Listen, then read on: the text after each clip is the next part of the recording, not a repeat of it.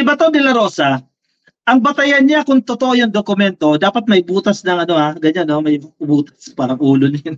May butas ng puncher. Yan, sabi niya na totoo itong dokumento ni Morales o ni Maharlika, no, na nakuha ni Maharlika kung sino mang tao dyan. Totoo kasi may butas ng puncher. Abay, yung mga ganyang argument, yung ganyang narrative, abay, hindi lumusot yan kay Senator Jinggoy Estrada. Ito yung kalaban ng ito yung kalaban ng mga DDS dyan sa hearing kanina eh. Kaya tuwang-tuwa sila nung nawala na si Jinggoy Estrada dito sa hearing na yan kanina. Kasi nagigisa si Morales na halatang-halata na nagsisinungaling at peke yung mga testimonya. Isa rin naman si Morales dyan eh. May kaso nga siya ng false testimony eh. So, anyway, yung strategy, yung mga tawag niyan, mga key indicators ni Bato de la Rosa para masabi na totoo yung dokumento na yan, malayong-malayo yan kay Jinggoy Estrada. Kasi butas lang ng puncher yung kay Bato eh. Malalaman mo talaga dito kung sino yung mas mahusay, sino yung mas matalino, sino yung nag-iisip. Sige. Pinost ito ng Senate of the Philippines. Insulto ito kay Bato de la Rosa. Authenticity of PDEA leaks. Senator Jinggoy Ejercito Estrada, during the continuation of the inquiry of the Committee on Public Order and Dangerous Drugs into the alleged leakage of confidential information. Again, alleged lang po ito ha. Hindi pa tiyak kung nagkaroon ba talaga ng leakage o wala. Pero ang argument kasi dyan, wala talagang leakage dahil gawa-gawa lang yung dokumento na yan. So that's, according to this write-up, ito po yung alleged leakage of confidential information from the Philippine Drug Enforcement Agency of PDEA. Ngayong Martes lang po yan, May 7, 2024. Si Jinggoy Estrada, he underscored the importance of determining, ito ha, makinig ka. Ito, Senator Bato, sana mapakinggan mo ito. Underscored the importance of determining the authenticity of the supposed documents as well as the identity of the individual responsible for leaking them. Two things ha. I-check mo, you have to determine authentic ba yung dokumento na yan. May test kang gagawin dyan para masabi na authentic, totoo yung dokumento na yan, hindi fabricated, hindi dinaya, hindi gawa-gawa. Kailangan mong ma-check yan. Ang problema kay Bato de la Rosa, ang naging indicator niya, ang naging batayan niya, yung butas ng puncher. Kaya nasabi niya na hindi fabricated yan. O sabi niya, sinasabi dito ni Jinggoy Estrada, kailangan mong ma-determine muna, authentic ba yung document na yan? Gawan mo na mga test para ma-determine kung authentic yan. Second, identify of the identity of the individual responsible for leaking them. Eh baka naman kasi yung mga tao nagkakalat na yan, ang motibo, imanira ng tao, not necessarily yung presidente. O sino yung mga tao na yan na nag-leak ng dokumento na yan? Ano yung intention ng mga yan? Ano yung purpose ng mga yan? Ano yung background ng mga yan? Kailangan mong ma-determine dyan. Estrada explained that the unauthorized disclosure of confidential information like the so-called leaked PDEA document linking several personalities to illegal drugs is punishable by law under Republic Act number 6713 or the Code of Conduct and Ethical Standards for Public Officials and Employees. Kung empleyado ng gobyerno, pero kung pribadong individual ka, halimbawa si Maharlika, ibang usapin na yan. Hindi siya sakop ng batas na yan, yung Code of Conduct na yan. However, Estrada noted that before the law is applied, it is important to establish if such a confidential document exists or if it is just a fabrication and to identify those responsible for leaking the documents, whether authentic or not. Yun ang tanong dyan eh. Meron ba talagang dokumento na nag-leak?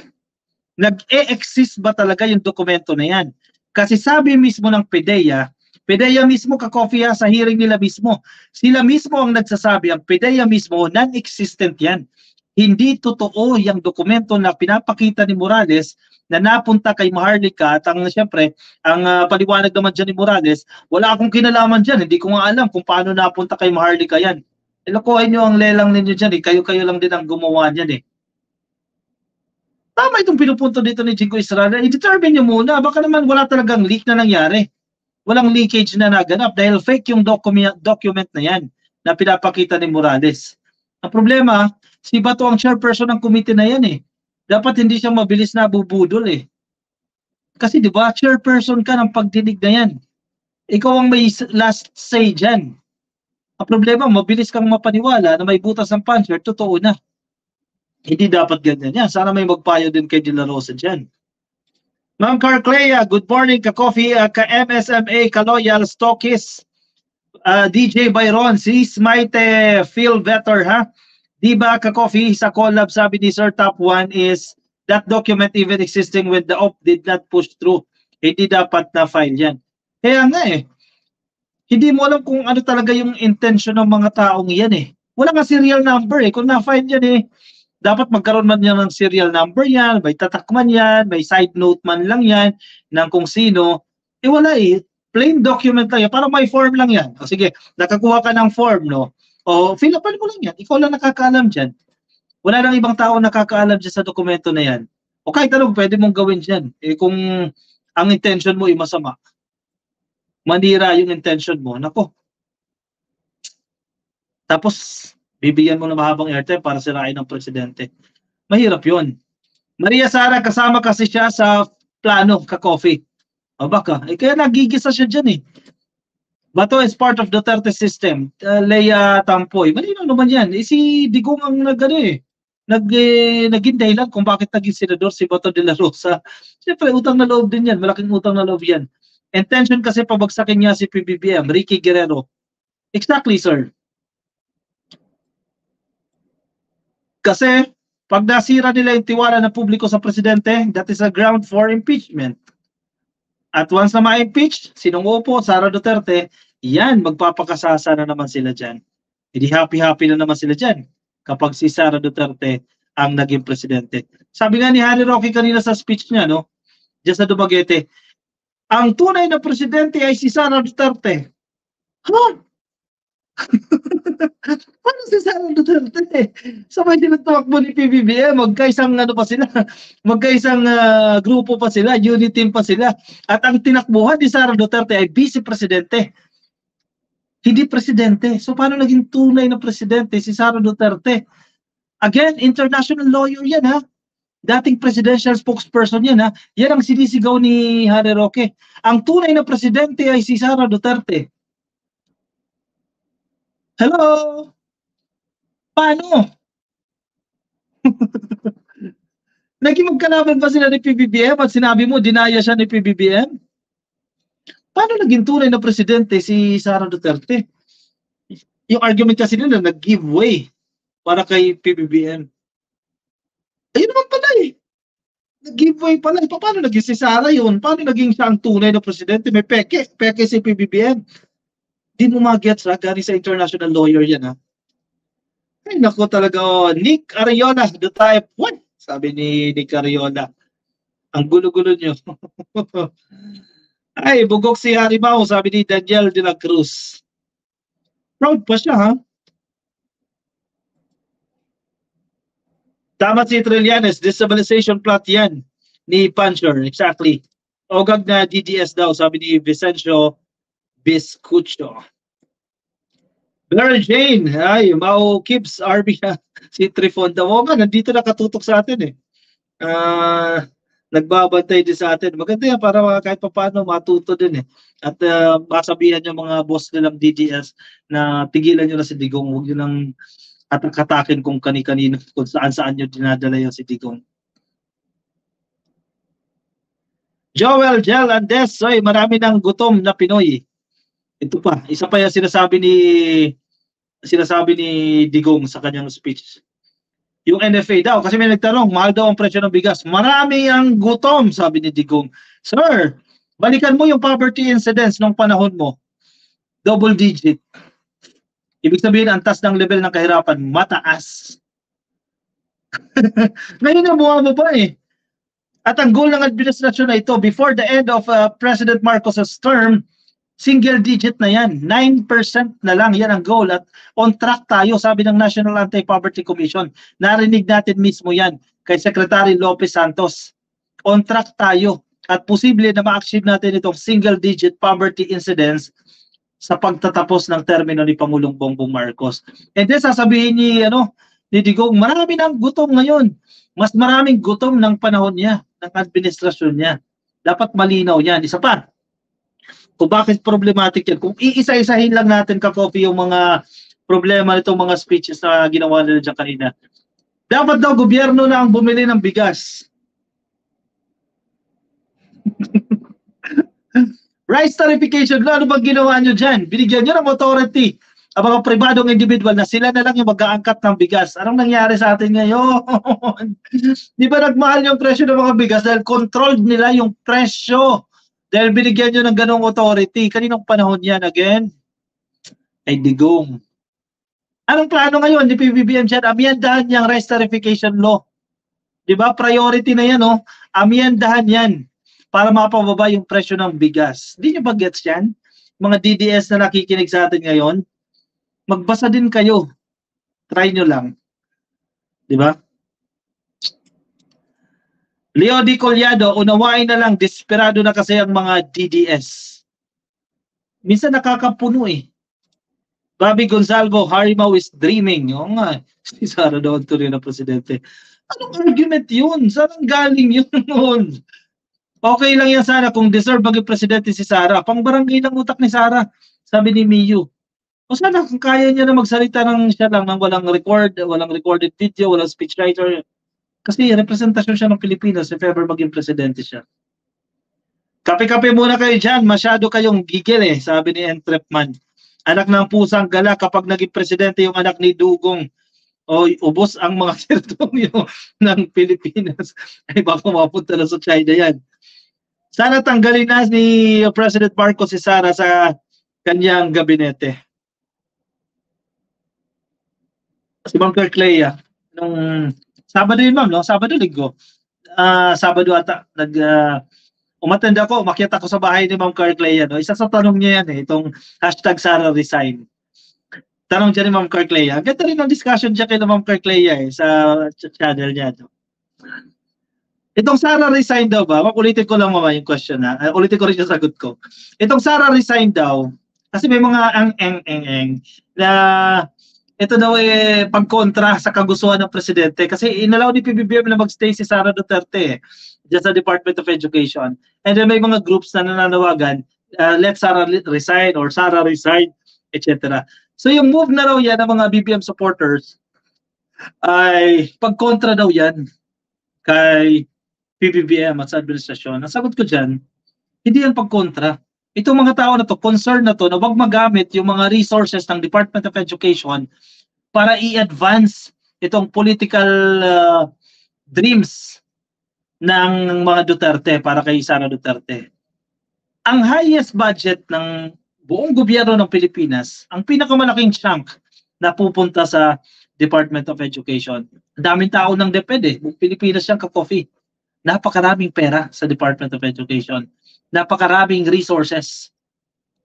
Pag sinabing resources, hindi lang pera ha. Human resource, mga tao, ka-coffee, access. Napakarami. Advantageous yan sa kung sino yung nakaupo dyan. Eh bakit niya i-let go yan?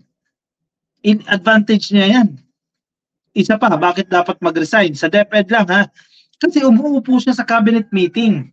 Every Tuesday may cabinet meeting. Confidential lahat ng pinag-uusapan dyan. Pero ang trust kasi, questionable na. Kasi sino yung mga kaibigan yan? Imposible na hindi magkikwento yan sa mga kaibigan niya. Harry Roque, best friend. Imposible hindi siya magkikwento dyan. Magkikwento at magkikwento dyan. So baka naman valid yung panawagan na Sara resign. Ba, hindi ibig sabihin tutol sila sa administrasyon ni PBBM. Jackie Sacramento, si Robin Hood, ni isa wala tanong kay Morales. Ay Robin PNGA, Jackie Sacramento. Eh friend niya yun. Lagi sila ba? Actually, isa pang problematic dyan kay Bato. Unfair yung ano niya eh, yung treatment niya eh. Dahil artista, hindi dahil pro or against the administration ha. Mali yung ginawa ni Bato dyan ha. Sabihan niya si Morales ha. Sa harap ng media ha. Sa harap ng mga resources na doon. O sige naman, magpahinga ka na. Ganon ka ba sa ibang resource person? Di ba hindi? Ibig sabihin, hindi ka patas. Hindi ka fair. Maling way yan ng investigasyon. Kay Maricel Soriano, grabe, baby. Di ba? Kaya ka mababash talaga, hindi ka kasi fair sa investigasyon mababash at mababash ka. Ma'am, thank you. Sobrang papasalamat sa pagdalo. Alam ko na ganyan, etc. etc. Nung pagkatapos, sige na ma'am, magpahinga ka na. Inescorta pa ni Robin Padilla. Paano ka nagagalang ng tao? Hindi kayo patas sa investigasyon ninyo. Hindi kayo naawa doon sa mga ordinaryong tao na iniimbestigahan nyo rin. Di ba? Kaya na-establish yung diferensya ng mayaman at mahirap sa ganyang attitude Leia Tampoy, ka-coffee, sabihin mo dyan sa TV mo, i-share ni Duterte yung 18 billion na hindi niya na-remit. Sabi ni Leia Tampoy. Ang dami niya na. I-share. At share lang din tayo. Makarating sa atin yan. Skyrant. Pati kagutuman nyo sa gobyerno, ang sisi, hawak ba nila ang kamay at paa nyo? Sabi ni Skyrant. Exactly. Yung ibang gutom tamad. Sa totoo lang, yung ibang gutom tamad. Pero iba, may totoong gutom dahil inagawan ng opportunities. Totoo rin naman yan. Valid yan. Pero yung sabihin mo na mas maraming gutom ngayon, show us your proof. Kasi panahon ni Digong mataas ang poverty incidence. Ngayon, bumababa ang poverty incidence. Yun, proof yun. Hindi yung salita kayo ng salita, etc. etc. Wala kayong batayan. Huwag ganun. Paano kayo mananalo sa debate niyan? Balik na lang Davao si Sara Mau. O yun, doon nga sila rally. Diyan na lang sa Davao sila mag-rally. Kasi sabi ni Digong, hindi mo kailangan ng permit sa Davao. Totoo ba? Unlike diyan sa Dumaguete, kailangan ng permit. Kaya pala ayaw niya makipag-debate dahil boba si Itok-Itok. Sino si Itok-Itok? Hindi ko to alam. Mamayti ba isa? Sino si Itok-Itok? Kaya ko lang narinig yung Itok-Itok na yan. Marlon Catamio, papasukin na lang ang ICC para mawala na mga Duterte sa gobyerno. Gusto man natin yung ka-coffee. Unfortunately, hindi pwede. Walang legal basis, no? Anyway, sige, yung mga wala pang kape dyan, kuha na ng kape ka-coffee. Yung mga nasa YouTube, pasuyo na lang baka di pa po kayo nakasubscribe ka-coffee, ay click lang po yung subscribe sa YouTube, no? Like lang po sa mga kapapasok po sa ating channel. Please like lang po. Marami pang nakikinig sa atin ngayon. 2,700 po. 2,745 ang nakikinig sa atin. Thank you sa inyong pagtutok, no? Ma'am Frelin Malalay. Thank you, ma'am, sa iyong star na pinadala po dyan sa atin sa Facebook. Thank you, ma'am. Sa mga nakikinig po sa atin ngayon sa Facebook. Kay Joel D. Jongoy Lacson, sir. Thank you for tuning in. Kay Cynthia Watanabe, kay Pa Magura, kay Maureen Jane Espirito, kay Raiso Dreyoran, kay JKS at Sharon. Shout out po sa inyong lahat. Si Sarah ang itok-itok, yung pala Joseph. Nagkano yung itok-itok? Kayo ko lang, itok-itok po ay si Sarah. Ngayon ko lang nalaman yan, yung itok-itok na yan. Opening video pala ni Top 1 yan. Itok-itok-itok. Ngayon ko na nalaman yan, ha? Sige, punta ako si Top 1. Sir, nakikinig sa atin si Top 1 Friend din natin yan si Top 1 Nakasama natin kay Ma'am Carclea. Itok-itok pala yan, ha? Okay, sige, pupunta tayo ka-coffee sa ating susunod na topic. Kuha na lang kape ka-coffee. Ayan.